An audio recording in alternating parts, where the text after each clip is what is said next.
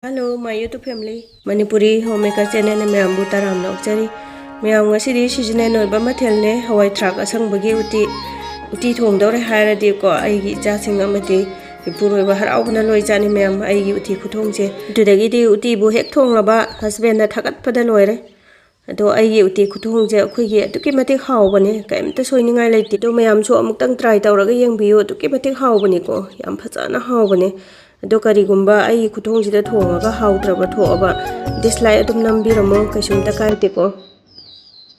white rice hana loi photo odo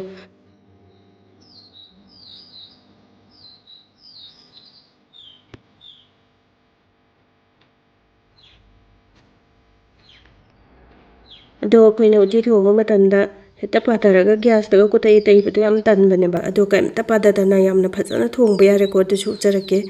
white rice si su yarani Dudagi de ai uti khuthong che yamna laina khoi machan ga che ihap hap ta bida thongba khuthong ni ko yamna hauna dudi gas on tawraga cooker se thangalage aduga ising je khitang walap na hat pona phaiye horeng watlaga su kona dum hapa ya bane sok tawba matam do da duna ising aingba khara hape aduga ising ingi ngai da soda se spoon macha am haporage soda bagat to duga moro tek pa khitang hapjale duga nakupi khara khuba ma hapjale Oren chok to buta khara maga taw toine aduga nakupi se yamda yamalaga su hautabani ko aduga cheng achamba se khoi khuyang khatane yamna hapya de cheng che yamaga di horen chak na tangai raga ne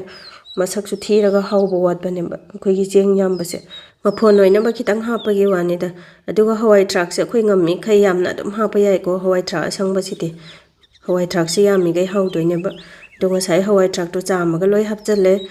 Dudagi di uti thong bacha manam nungsina ba heribo test pata Leite khitang thak jange manam yam nungsi bani do apam apam ba haina gada ba dum thak pa yai ka sumta kai de ko duga thum je hore lorak pata tha asu yai ai di hujik thak chalage khoi gi pochai sing je hinjang na pising jam thuna mulan bane ba thum hana thak chan ba sina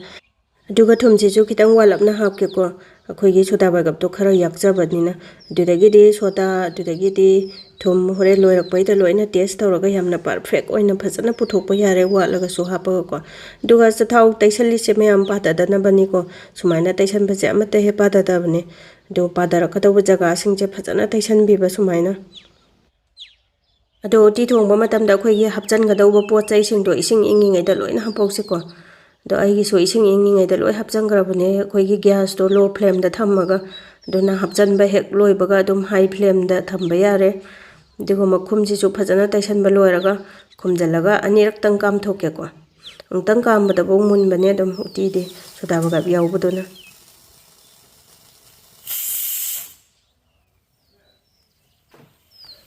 cooker se anira kam bani na gas op tawraga thamgrage ko aduga nakalama da fry pan je thangalage sok tawna ba do sa thau je khitang spoon macha ani muki changdang haige khoigi maroi do ngau na bagi ko na bagi chang khatani ko yamna Hydra sudum ya bane akoi uti gi sok taw base to thau se hek mulak baga manam nungsina ba jira ne tejpata ne khitang ngausalage duga jira ga tejpata ga do machu khitang olak baga telau khitang ngausan ge telau se ngaura su ngaudra su ya bane ko duga kai gu mangaura ga su khitang yam hapiru no sumaina khitang ngaubi ba duga nakupi soi ba che ngausalage do nakupi si su khubang khatane tha ka doi se yam tha ka daw nate akoi gi Nakupi thakpa hawe na mayam ama thaksan ba ju heta haute ba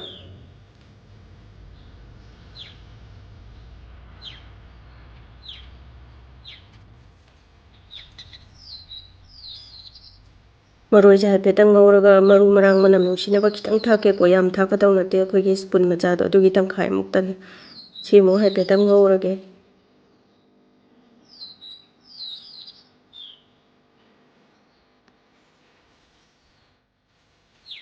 maroi mapang sok taw ba chimun jale si thang daraga cooker se thangalage dunga sai gi sok taw ringai da ma gi manin chu chat pa loi ko cooker se duna makhum hang do aga maroi mapa ngau ba cha hapjalage duga gas se low flame da thammine duna maroi mapang je hek hapjan ba loi baga dum high flame da thammaga high petang sawalaga dum yare duna high petang sawgalak pa sida khoi gi thum wat pa dudagi di soda ba wat pa dum test tawraga wat pa dum hapa yare ko aduga khoi gi hinjang mahi se kitang nangine haraga su dum ising asabana kitang hapjan bi yare sungai kan sida ꯑꯗꯨꯒ ꯎꯇꯤ ꯊꯣꯡꯕꯗ ꯌꯥꯝ ꯍꯥꯎꯍꯜꯂꯤꯁꯦ ꯁꯪꯒꯣꯝ ꯅꯠꯇ꯭ꯔꯒ ꯘꯤ ꯑꯅꯤꯗꯨꯒꯤ ꯃꯅꯨꯡꯗ ꯑꯃꯗꯤ ꯁꯨꯡꯁꯣꯏ ꯁꯣꯏꯗꯅ ꯍꯥꯞꯄꯤꯌꯨꯀꯣ ꯑꯩꯈꯣꯏꯒꯤ ꯎꯇꯤ ꯊꯣꯡꯕꯁꯦ ꯑꯗꯨꯛꯀꯤ ꯃꯇꯤꯛ ꯃꯍꯥꯎ ꯂꯩꯍꯟꯕꯅꯦ ꯘꯤ ꯍꯥꯞꯄꯁꯦ ꯑꯩꯗꯤ ꯘꯤ ꯑꯗꯨꯝ ꯍꯥꯞꯄꯦ ꯑꯌꯥꯝꯕ ꯃꯇꯝꯗ ꯑꯗꯣ ꯘꯤ ꯂꯩꯇ꯭ꯔꯒꯁꯨ ꯁꯪꯒꯣꯝꯗꯣ ꯑꯗꯨꯝ ꯍꯥꯞꯄꯤꯌꯨ ꯆꯞ ꯃꯥꯟꯅꯕꯅꯦꯕꯀꯣ ꯑꯗꯨꯒ ꯑꯩꯈꯣꯏꯅ ꯍꯋꯥꯏ ꯊꯔꯥꯛ ꯎꯇꯤ ꯊꯣꯡꯕꯁꯦ ꯑꯩꯈꯣꯏꯒꯤ ꯈꯤꯇꯪ ꯊꯨꯝꯂꯞ ꯄꯥꯝꯕꯤꯔꯒꯗꯤ ꯑꯃꯦꯔꯤꯀꯥꯟ ꯄꯤꯁꯁꯦ ꯑꯗꯨꯝ ꯇꯧꯕꯤꯔꯣ ꯑꯗꯨꯒ ꯊꯨꯝꯕ ꯄꯥꯝꯕꯤꯗ꯭ꯔꯒꯗꯤ ꯑꯇꯣꯞꯄ ꯑꯩꯈꯣꯏꯒꯤ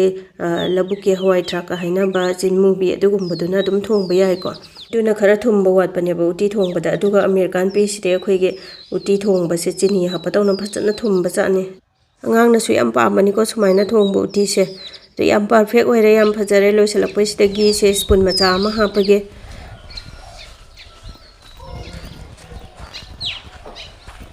ꯑꯗꯣ ꯃꯥꯒꯤ ꯃꯍꯤ ꯂꯥꯡꯕ ꯃꯁꯛ ꯂꯣꯏ ꯌꯥꯔꯦ ꯌꯥꯝ ꯐꯖꯅ ꯄꯔꯐꯦꯛ ꯑꯣꯏꯔꯦ ꯒ꯭ꯌꯥꯁ ꯑꯣꯐ ꯇꯧꯔꯒꯦ ꯑꯩꯈꯣꯏꯒꯤ ꯃꯍꯤꯁꯦ ꯊꯥꯡꯊꯔꯕ ꯀꯥꯟꯗ ꯏꯪꯉꯛꯑꯀꯥꯟꯗ ꯑꯃꯨꯛ ꯅꯪꯁꯜꯂꯛꯈꯤꯅꯦꯕ ꯅꯪꯗ ꯅꯪꯃꯜꯂꯁꯨ ꯍꯥꯎꯇꯦꯀꯣ ꯑꯗꯨꯗꯤ ꯑꯩꯈꯣꯏꯒꯤ ꯎꯇꯤꯒ ꯌꯥꯝꯅ ꯆꯥꯅꯕ ꯌꯣꯡꯆꯥꯛ ꯁꯤꯡꯖꯨ ꯑꯃꯒ ꯁꯨꯖꯔꯒꯦ ꯃꯣꯔꯣꯛꯁꯦ ꯑꯩꯈꯣꯏꯒꯤ ꯀꯩꯅꯣꯗꯨꯅꯤꯀꯣ ꯃꯣꯔꯣꯛ ꯑꯀꯪꯕꯗꯣ ꯁꯤꯛꯑꯒ ꯏꯁꯤꯡ ꯑꯁꯥꯕꯗ ꯇꯤꯡꯉꯒ ꯇꯛꯈꯥꯏꯕꯅꯦꯕ ꯑꯗꯨꯒ ꯉꯥꯔꯤꯁꯤꯁꯨ ꯑꯔꯧꯕ ꯉꯥꯔꯤꯁꯤꯅ ꯌꯥꯝ ꯍꯦꯜꯂꯤꯀꯣ ꯌꯣꯡꯆꯥꯛ ꯁꯤꯡꯖꯨꯗ ꯍꯥꯎꯕ ꯆꯥꯛꯃꯥꯏꯗ ꯉꯥꯟꯕ ꯉꯥꯔꯤꯗꯨꯕꯨꯗꯤ ꯑꯗꯣ ꯉꯥꯔꯤꯁꯦ ꯑꯩꯅ ꯐꯖꯅ ꯂꯧꯊꯣꯛꯑꯦ ꯑꯗꯨꯒ ꯏꯪꯍꯜꯂꯕ ꯀꯥꯟꯗ ꯆꯥꯝꯊꯣꯛꯏꯅꯦꯕ ꯑꯗꯣ ꯑꯩꯈꯣꯏꯒꯤ ꯁꯥꯔꯤꯉꯩꯗ ꯆꯥꯝꯃꯒꯗꯤ ꯑꯩꯈꯣꯏꯒꯤ ꯉꯥꯔꯤꯒꯤ ꯃꯔꯦꯛ ꯃꯍꯥꯎꯗꯣ ꯂꯣꯏ ꯆꯠꯈꯤꯕꯅꯤꯀꯣ ꯑꯗꯨꯅ ꯏꯪꯉꯀꯥꯟꯗ ꯐꯖꯅ ꯆꯥꯝꯊꯣꯛꯏꯅꯤ ꯉꯥꯔꯤ ꯉꯇꯥꯏ ꯊꯨꯝ ꯃꯣꯔꯣꯛ ꯐꯖꯅ ꯅꯝꯅꯕ ꯌꯣꯡꯆꯥꯛꯁꯤꯒ ꯐꯖꯅ ꯅꯣꯏꯈꯥꯏꯔꯒꯦ ꯑꯗꯨꯒ ꯍꯤꯟꯖꯥꯡꯁꯦ ꯍꯥꯞꯊꯔꯒꯦꯀꯣ ꯑꯗꯣ ꯑꯩꯒꯤ ꯅꯨꯡꯁꯤꯔꯕ ꯚ꯭ꯌꯨꯑꯔꯁꯤꯡꯅ ꯑꯩꯒꯤ ꯚꯤꯗꯤꯑꯣꯁꯦ ꯈꯤꯇꯪ ꯀꯥꯟꯅꯕ ꯅꯨꯡꯉꯥꯏꯕ ꯐꯥꯎꯕꯤꯔꯒꯗꯤ ꯂꯥꯏꯛ ꯑꯃꯃꯝꯇꯪ ꯅꯝꯕꯤꯔꯝꯃꯣ ꯃꯣꯇꯤꯚꯦꯁꯟ ꯄꯤꯕꯤꯕ ꯑꯣꯏꯅ ꯑꯗꯨꯗꯒꯤ ꯁꯕꯁꯀ꯭ꯔꯥꯏꯕ ꯇꯧꯕꯤꯗ꯭ꯔꯤꯕꯁꯤꯡꯅꯁꯨ ꯁꯕꯁꯀ꯭ꯔꯥꯏꯕ ꯇꯧꯁꯟꯕꯤꯔꯝꯃꯣ ꯀꯥꯟꯅꯕ ꯅꯨꯡꯉꯥꯏꯕ ꯚꯤꯗꯤꯑꯣ ꯄꯨꯗꯨꯅ ꯂꯥꯛꯆꯒꯦ ꯉꯁꯤꯒꯤꯗꯤ ꯕꯥꯏ ꯕꯥꯏ